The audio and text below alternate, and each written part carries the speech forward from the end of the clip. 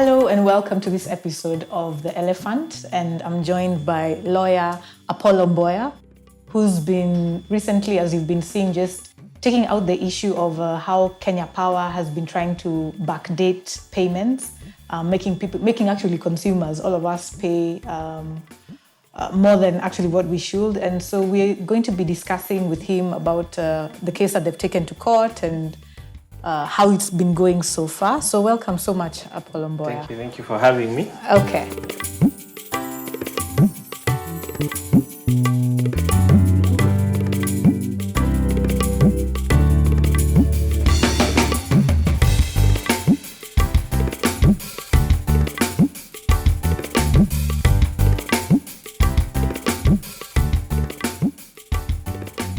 All right, so maybe just give us, just tell us about it, like where you have reached so far, because we know that Kenya Power is in breach of consumer laws, and that's something that you've taken to court about failing to make disclosure on the backdated bills, and you filed a class action suit. And the Energy Regulation Commission has been key in this. Yes. So maybe just take us through that background and what you're currently doing, like in terms of where you've reached so far in the suit. Okay, thank you. Now, it's all started for me in December. In December, on 4th to be precise, I received a bill from Kenya Power and Lighting, which I felt was high. But because it was December, and I said, probably I didn't pay in November. About how much was it? It was around 9,000. Whoa. And it was for my office. Okay. Yeah, so yes, I got curious because I've never paid that much for the office. How much do you usually pay? I pay not more than 2,500 for the office because there's nothing in the office, just computers and a few printers. Mm. So I paid it. But 3 days after, that's on 7th, I got another bill. This time, not high. It was 3,000. Okay. But I said, but I paid. There's something wrong here going on. So I held on to this bill for some time because we were going to close the office for the December holiday around the 15th. On the day of closing the office, I decided to pay because I didn't want to go into the festive season with bills. Then you come back and find all the lights are cut. So when I paid it on 15th, to my surprise, 2 days after, I got another bill, 17th. Now again, not high, 2,000. As I said, now there's a problem. So when I checked on the social media, specifically Twitter, I realized everybody was complaining about getting excessive bills and also multiple bills. Whoa. So I decided to interrogate it further because everybody was complaining, but nobody could tell what was going on. Kenya Power was not also informing the public what was going on. But because we had closed the office, I decided, let me look at the website of Kenya Power. I went to their books of accounts, specifically for the audited accounts for the period ended 30th June 2017. And when I was studying it, I saw a line item of 10.1 billion, which was to be recovered from consumers, being fuel costs that was incurred but was not billed. That's how it was, the marginal notes within the accounts indicated as such. So that one, I got curious about that. So I decided to send it to a friend of mine who's an auditor.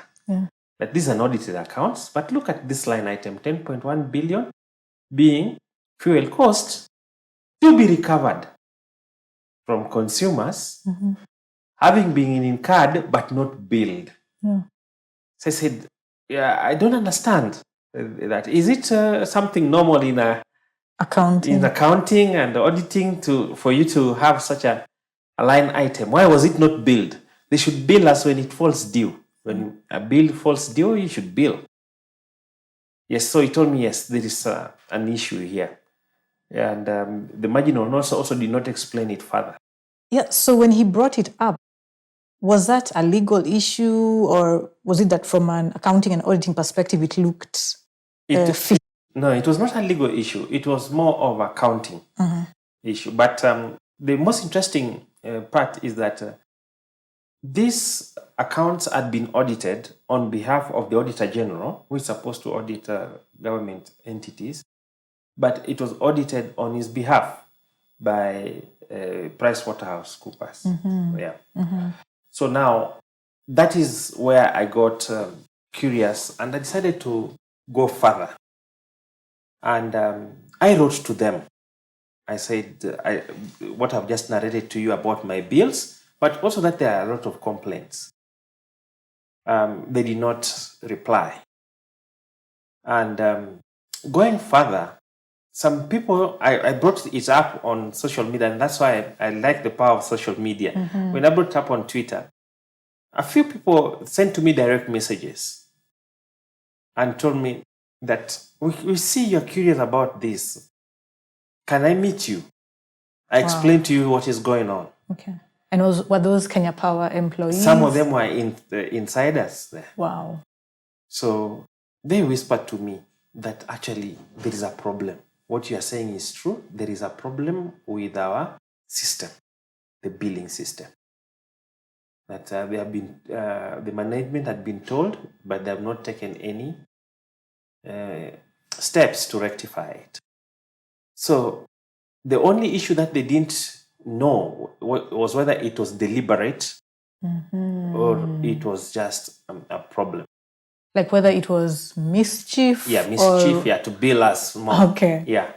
So I decided to write to the Competition Authority, because me being a lawyer now, I was saying, this is a monopoly which is dominant, but again, abusing that monopoly and abusing that dominance.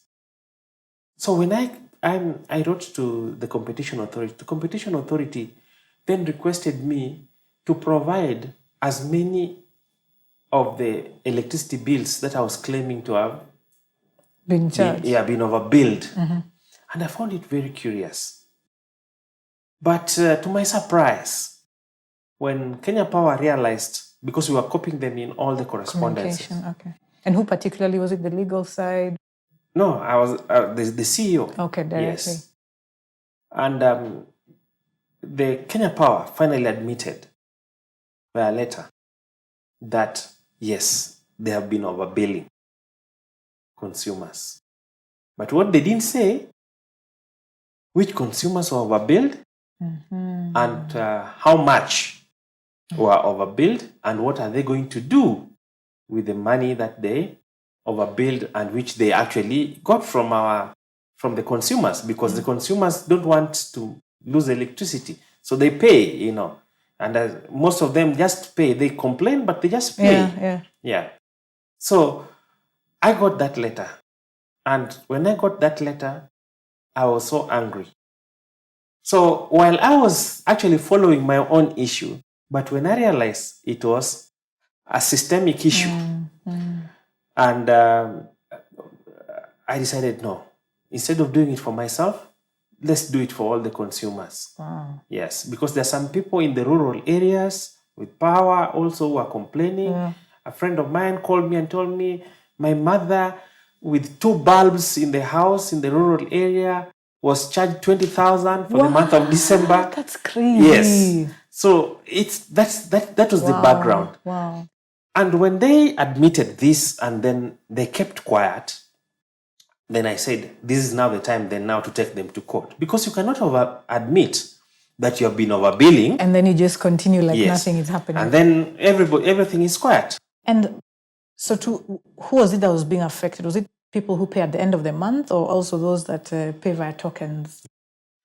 For the people who purchase electricity using tokens, there were also complaints that there were reduced units that they were getting whenever they purchase the tokens with the same amount of money that they ordinarily purchase with. But it wasn't probably as exorbitant like the 20,000.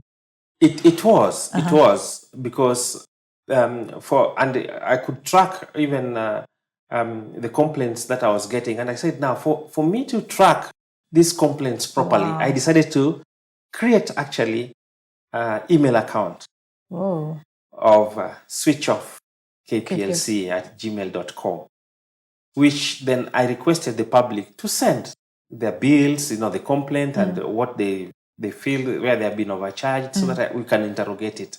And I decided then to take on board two other friends of mine who can then study these bills, and then we could then look at the pattern of overbilling. Also lawyers or? No, they're not lawyers. Okay. Yes.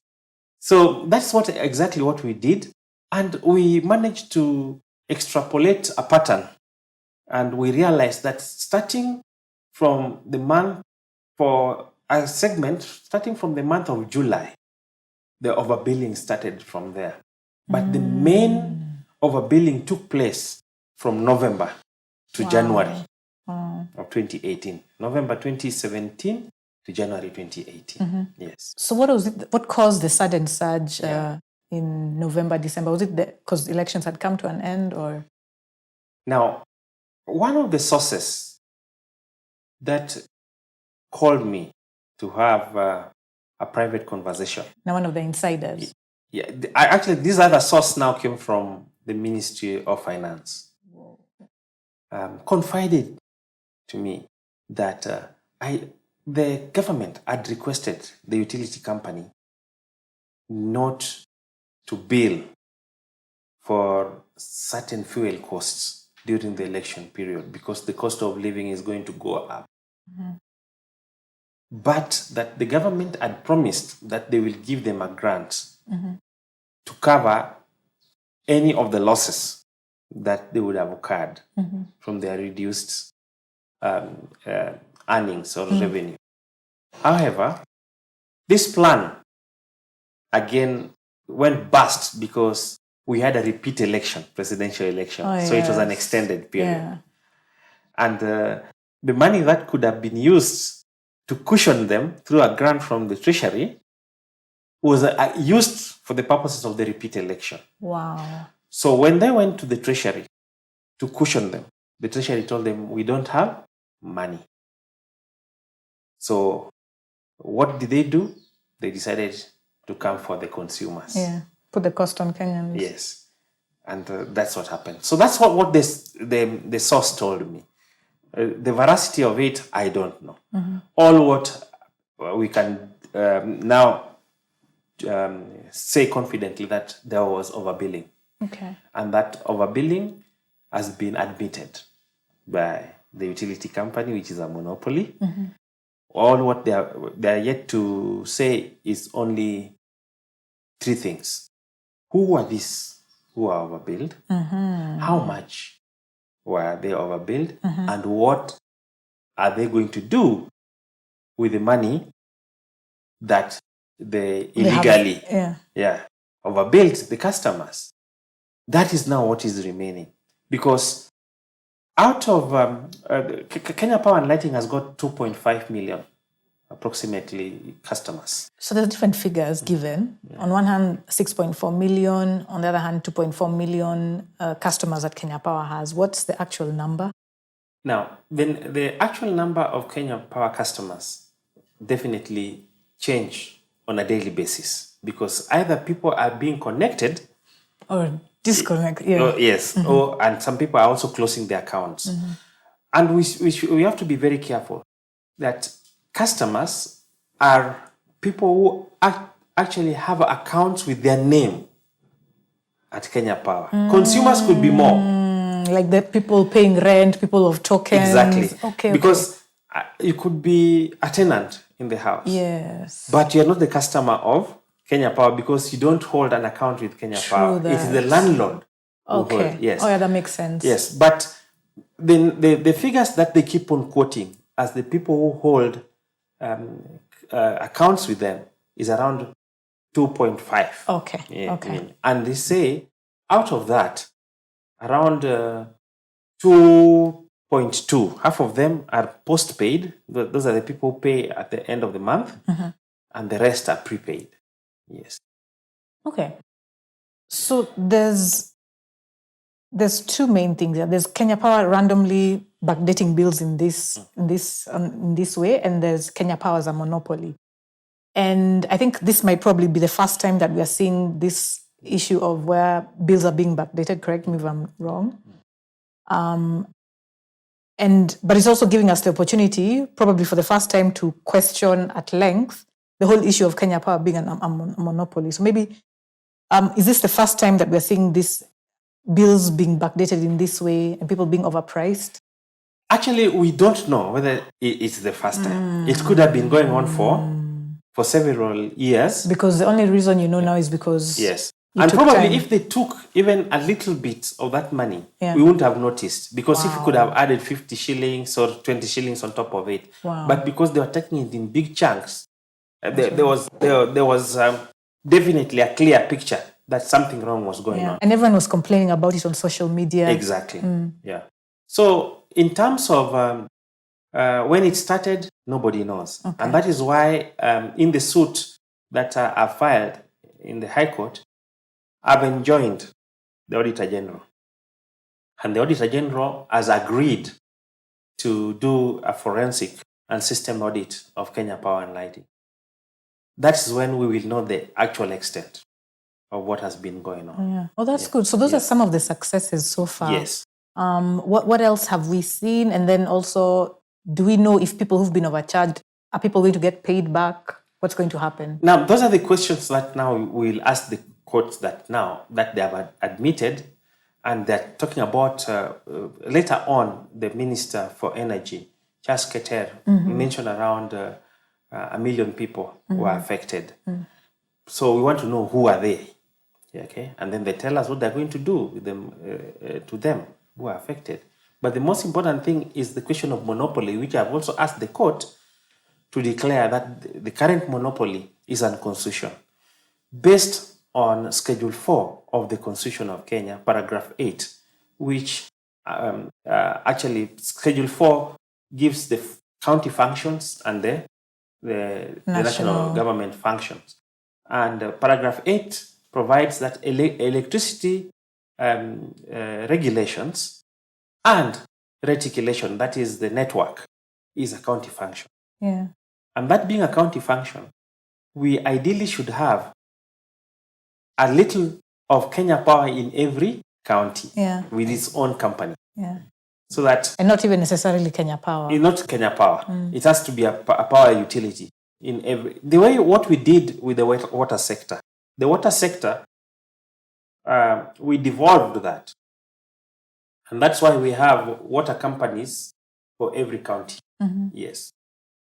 And so what is the reason? And I think maybe one of the good things what's been happening causes us to ask is why has Kenya Power been allowed to be a monopoly for so long? Is the issue that there are no competitors coming up to present themselves, or is there more behind the picture? Now, I can only blame it on the policies that we've had of the government, but also because... What specifically, for example? I mean, we have the legal regime of the power sector that we need to redo all over, because already there has been the first step. We started with the first step of demarcating distribution from generation and from supply. That's why we created KenGen, just deal with generating of power. Then we have the supply, which we created KETRACO to make the power lines.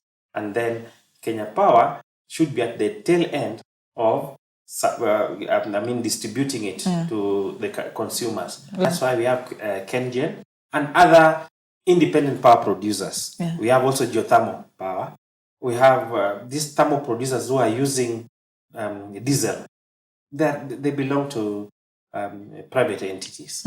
We have even more coming in like Turkana, wind power, and other solar plants that are also coming. So on the generation part, there are more players. Okay. then And is that ideal in terms of? yes, that's okay.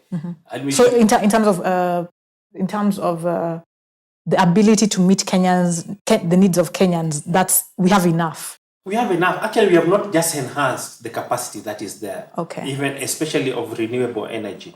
Yes. That is the solar and wind. Yeah. We have massive Potential. solar here, Okay. but we have not harnessed that potential. So the problem we have is at two stages. That's on the transmission. The transmission, which we have only one company, that is Ketraco, that is supposed to build the power lines that connects these generators to the grid, what we call the electricity grid. Now, anytime there is either acts of omission or commission that causes delay in building and connecting these generators to the power grid, then there's stranded power. And we have one case like that of Lake Turkana wind power now, which Kenya is now paying for stranded power. It is stranded because it's being generated, but it's not being supplied to us. Because Ketraco has not finished the power line. It's called Angolani Suswa power line to connect it to the power grid. Okay. Then we have at the distribution level, we only have Kenya Power. All the power generated in Kenya is supposed to be sold to only one person. So it's the supermarket. It's like the retailer. Yes. It's like if there was only one Nakumat or only one Tuskys. Exactly. Which yeah. So and that's the sad thing, because if you have one retailer, any price they put, and you have no other person to go to, you'll have to take it. So what is the reason that it's the only retailer? It's historical. It's a monopoly whose time should have ended long time ago. Okay. And is the reason for that political? It's more political. Okay. Because if there's goodwill, we would have changed the legal regime of that sector and allowed other retailers to come in and open the market. But it also raises a question. Is it that no other retailers have come in, or is it that they haven't made enough noise about the fact that maybe they're being disenfranchised and not allowed access to the market? Okay. Again, history. Whenever somebody is putting a power generator in Kenya, be it solar, wind, or even thermal, you sign what you call power purchase agreement with Kenya Power and Lighting, the only retailer, which you bind yourself that the power that you're going to generate, you'll only sell it to one person. Which is Kenya Power. Kenya Power. Oh my God. Who is then going to supply it to the consumers. And that's where the problem starts. Yeah. Because the power purchase agreement, you'll find that they are designed in such a way that it enriches the generators more than the consumer. Because Kenya Power is buying this at a very exorbitant price and then loading it on to the consumers to pay for what they're being charged. And it then just brings us to the question of who owns Kenya Power. And that's something that has been in discussion since December. Yes. And so when you go online, there are two names that come out. I mean, there's a lot of names, but people very politically connected. So Mama Ngina, Chris Kirubi. But who, just really from what you've been, from the research you've been doing, who really owns Kenya Power? Kenya Power first is a parastatal, which means 51% of it is owned by government. It's only the rest that have been as shareholders, as shares. So there are several people who have bought shares of Kenya Power, even common wananchi. So there are other people with more shares than others, and of course the bulk of them are there with the wananchi who have got 1-2 shares, But the controlling shares are with the government of Kenya. Okay. Yes. The only problem that we are having is that even with this one retailer, its uptake of even the bills, of payment of the bills and purchase, and probably you've heard about this, their pay bill numbers sometimes do not work. Either are unresponsive or there's a substantial delay whenever you're trying to purchase even a token to buy the power. Yet we have other, what we call third-party vendors of Kenya Power and Lighting, who have also created their own pay bill numbers. And if you try their pay bill numbers, they are actually faster, more efficient, but more expensive. And they are getting commission both from the retailer, Kenya Power, and also from the payment that the consumer pays. And the question is, why should Kenya Power have third-party vendors whose system are more efficient to pay for electricity being supplied by Kenya Power? Yeah. Yes. Just going back to the question of, do you think we'll actually get... so one of the wins that you had mentioned was... what was that? You had mentioned something that there was a key I win. think currently the first win that we've gotten is that the court has issued an order stopping Kenya Power from recovering 10.1 billion through backdated bills, which they had indicated in their financial statement. So do you think that we will then see people getting paid?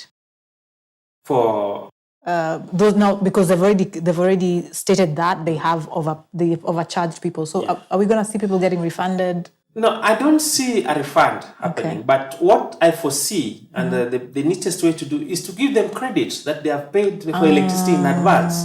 And give the credits in those accounts that were affected. And that is why it's important that we must get the names of the people who are overbilled. They cannot come admit in a letter that, yes, we overbilled, but they have not mentioned the people they have overbilled. And on what criteria. Yes. So just going back to the issue of ownership. So the issue of ownership is not, you don't think it's problematic or it has anything to do with the current situation with Kenya Power being a monopoly? No, the ownership definitely has an issue because as I told you, more than 50% of it is owned by government. Government needs revenue. And when government needs revenue, the trick that they have been playing on us is to fall on the consumers. Yes. So that they say that these consumers, there's nobody who's going to fight for them. We can always overbill them and get away with it. That's what they have been doing. Yes. But now we have said, no, it's enough. Yes. Ideally, who should be watching over this to make sure that something like this didn't happen? Because I'm just imagining if you hadn't taken it up, then it would have just disappeared into nothingness. And this is a whole 10 billion shillings. Yes. Now, this is where the game starts from. It gets funny because we have the Energy Regulatory Commission, which actually sets the tariffs that needs to be billed. Now, after they gazette those tariffs, Kenya Power is supposed to bill consumers in accordance with those tariffs. And that is why I was curious about that statement in their financial statement, because you are supposed to bill in accordance with the gazetted, and they gazette it every month by ERC. One of the mandates of ERC is to protect consumers. If you look at even the legislation, the act, that is their mandate. Yet, they are now colluding with the utility company, which is a monopoly, to then fleece the consumers they're supposed to protect. Apart from that, of course, every individual, and we have also other organizations, consumer organizations, that have been on the forefront. And indeed, when I started this matter, one of the consumer organizations called Electricity Consumer Society of Kenya, which I didn't even know existed, contacted me. It's interesting. There's all sorts of of groups. Yes. They contacted me and they told me, please, you are right. Can you represent us and join us in this suit? And I agreed that I will represent them. I joined them in the suit. And because I was doing it for the public, and even if I was doing it for myself, it would have cost me the same amount of money. I decided to do it pro bono as a way of giving back to the public, because as lawyers, we are required that in every year, Okay. you're supposed to do some pro bono work. Okay. Yeah, and especially of public interest. Oh, wow. Yes. So that as a way of giving back. Oh, my. Well, you've gone over and I mean, so far. Yes. So what is the reason from your inquiries? Why is ERC colluding with KPLC? These are all government entities. Okay. And one government arm does not want to be seen to be fighting another one, even if where they see there's a problem. Secondly, I suspect that they all know that the government has told them we need this money. We need this money. The ERC, Energy Regulatory Commission, the Ministry of Energy, and now Kenya Power, which is a parastatal, 50% ownership by government, all government entities. And your guess could be as good as mine, that they are colluding because the government has told them we need this revenue. Because I don't see why an entity that is supposed to be that is set up to actually look yes, into the needs of the consumers is actually working counter that mandate. What has the response been to that when you asked them? The response that they are put in court is that yes, there was overbilling, but they are blaming what they're calling a system. Okay. The new system that they had put, which will malfunction. Something about transiting from digital to another one. But, so that's what they are saying. For Energy Regulatory Commission, they claim, and that's what they have put, that there was also problems with the Gazette notice. And around 3 Gazette notices that were issued that had errors. Okay. Yes. So basically that's what they have said. So which means they have not denied. Okay. So we should now go to the next level and ask, please then publish the names of the people you overbilled. Yeah. Publish the amount they overpaid you. Okay. And then publish the credit you're going to give them on those accounts. Okay. Yes. And because they've already said that they're going to do an audit to see over the past. So have they agreed to that they're going to publish the names and... They have not agreed, and the matter is coming up on 7th of May in court. And we want to see now whether they're going to agree or not. Okay. But where we are, I think the consumer should be happy because there's already admission that they were overbilled. Okay. Yes. So that's a good thing. So what's been the response from the public since you started this? Oh, I mean, the public are the ones who have made me going. And using the power of social media, you know, people have actually brought in various perspectives of how overbilling is done.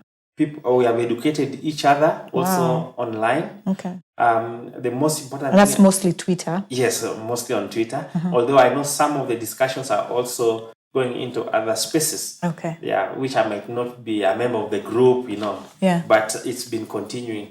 But also the press generally have picked it up, and everybody now has realized that we have an abusive monopoly of Kenya Power that must be dealt with, and which is actually existing contrary to the Constitution, specifically Schedule 4 on the functions of the county and national government. One thing that really stands out for me is, from what you've been saying, is just how people, Kenyans, some within Kenya Power, within government, that they actually seek you out and they talk to you and they like try to give you insider information. So for me, that's a very powerful thing. Exactly. And that's also amazed me. And I realized that there are several people who are in critical areas. Yes. In most of these government entities who want actually good for this country. Wow. And but they can't speak up from inside. They can't speak up because of their positions that they hold there. Yeah. But in confidence, they are able to give you more information and even guide you on what is going on with the power utility. Well, that's really good to hear.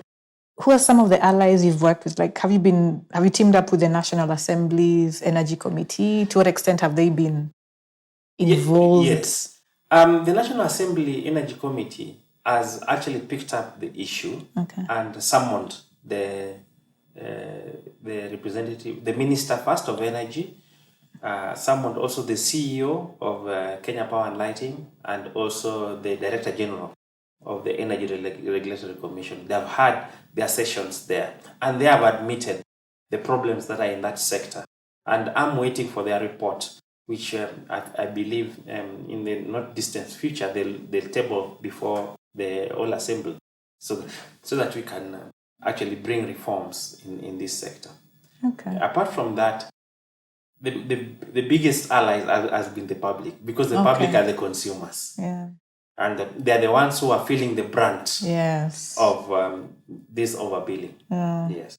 And the sad thing is that we have cheaper and cleaner energy that needs to be enhanced. But again, the same players as the Ministry of Energy and ERC are a major stumbling block for us to embrace this technology. As this matter was going on, Energy Regulatory Commission went and dismantled a solar plant in an island, Remba Island. What? In Lake Victoria. I think I heard something about that. Yes, that was supplying over 20,000 people with the electricity, their fishermen for refrigeration, because they were saying that they were generating power without licenses. And yet Kenya Power is not providing electricity in that island.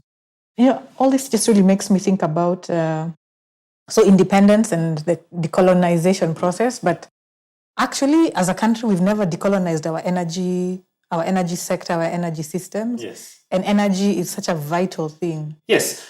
Actually, it's the energy governance in Kenya has remained static from the way we got it during independence. The only aspect that has been opened up, and has been opened up only for the purposes of enriching a few, is to allow independent power producers who then generate power using diesel, and then the bill is passed over to the consumers. Okay. Yes. The money that was the 10 billion, was it actually for the IEBC? So more about the administrative systems of running the election, or was it actually for political campaigning? This is what something that we need to interrogate further, and that one can only be determined after a forensic audit, which the Auditor General has agreed to undertake, is done.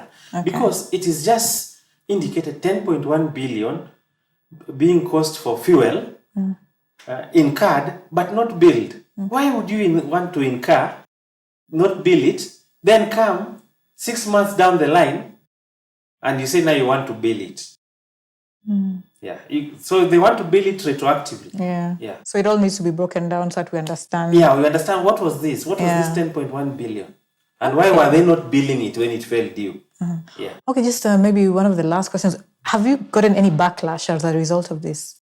Yes. I suspect that the energy players, some of the energy players, or some of the people who are benefiting within the current setup, including some elements within Kenya Power and Energy Regulatory Commission, have hired what we call bots on online. Twitter. Yes. And they are always trying to counter me there. Oh my gosh. Yes. So I've gotten those kind, but because they are being overwhelmed by the consumers. Who are so many and who are not being paid. They fight for me whenever they attack me, because for me, I'm raising an issue. The issues that needs to be answered. Okay. Without name calling.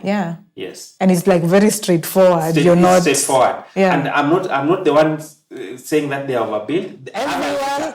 I have a letter of them saying, here, yes, we overbilled you. And I said, how brazen can Kenya Power be to even write such a letter admitting that they are overbilled? Okay. So I think we'll just end. We want to know more about you. Who is Apollo Mboya? I know we've known you as someone who's been active in the public scene. Yes. In LSK, you were the CEO. Was it chair or CEO? I was the CEO. CEO of LSK, and being in the development world. So just tell us a little bit about you. How do you describe yourself? Apollo Mboya is a very simple person. Anyway, I am a graduate with the BA Political Science as my first degree. I did law as a second degree. Okay. And I first worked as a legal specialist with the UNDP office here in Nairobi. After 2 years, I went back to school to study postgraduate human rights at The Hague. Came back and I joined the Attorney General's office as a state counsel, where I did 8 years in the Department of Treaties and Agreements. And I left there in 2008. In 2008, I joined the Law Society of Kenya, where I did 2 terms as the CEO. And now I'm in private practice as an advocate, loving the practice of law. Okay. Yeah. What are some of the things that motivate you to wake up every day? Oh, yes. Oh. You see, whenever I see an injustice meted out to any person, that one moves me, and I always feel I have to assist. Wow. And I think that's the work also I used to do in the Law Society of Kenya, because apart from dealing with general membership issues, we were also the watchdog for the public and issues of public interest. And I've continued with that work so that we ensure that people who deny the existence of the law are always constantly reminded that there's a law that exists that is supposed to safeguard the public.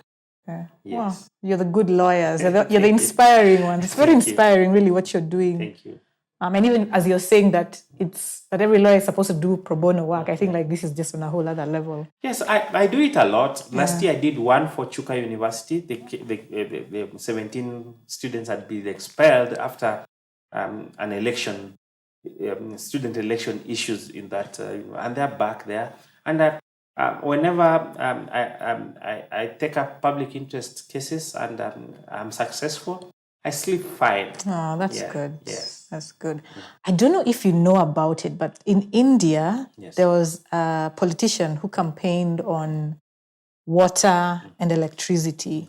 So like when I see this, like I'm just seeing that there's potentially the beginning of issue-based politics. Yes. And I know you're not doing this as a politician, but it actually is a political act, mobilizing people towards a certain cause. So just food for thought as we go forward. Yes, because you see, there are certain things that touch on the common person. Yes. You see, electricity, we see the plans that we are supposed to have universal connectivity by 2020. We are not going to achieve it for sure. In fact, it becomes we are being oppressed by 2020. And we need that electricity. For us, even for the manufacturing, even for jobs to be created, everybody needs this electricity. But here's the interesting thing. Not only are we not getting that, but we are actually retrogressing, like we are being overcharged. Exactly. As in, so it's like... Yes, it should have been cheaper.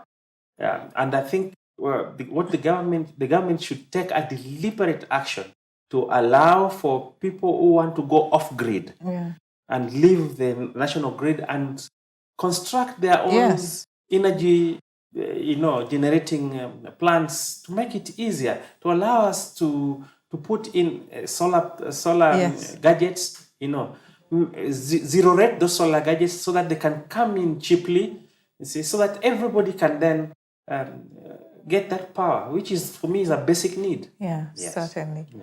Okay, so maybe I'll just ask if you can share your Twitter handle with our viewers so that they can, if they have any more information that they'd like to share with you, or just really keep updated on what you're doing. My Twitter handle is Mboya Apollo, at Mboya Apollo. And right now it is flooded with everything to do with energy. So visit there, let's interact, bring the perspectives. We are talking about clean, renewable energy so that we can run away from the expensive, thermal, dirty energy. Okay, thank you very much once more for just joining us here. We're very happy to have you and just have this discussion. And it's just gone in ways that have been unexpected for me. So I really appreciate that. So thank you. Thank you very much. Thank you. And thank you as well for joining us for another episode of The Elephant. And just stay posted and be with us in coming episodes.